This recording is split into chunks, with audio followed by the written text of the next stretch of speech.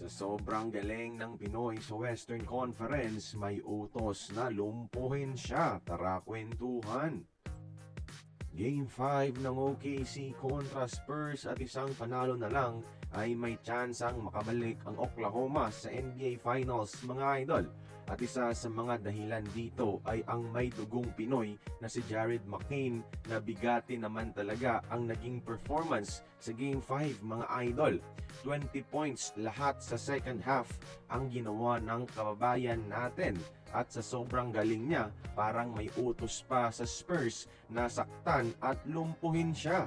Dahil nahuli si Wemby na may binulong kay Plumlee at Biyombo late sa laro, mga idol, at pagkatapos nito, bigla na lang nilang dalawa binigyan ng hard foul si McCain, mga idol.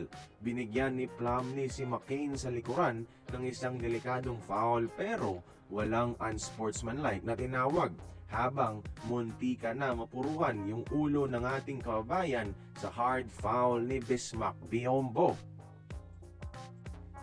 Siyempre, teorya lang ito na inutos ni Wemby dahil nagka-coincidence, mga idol.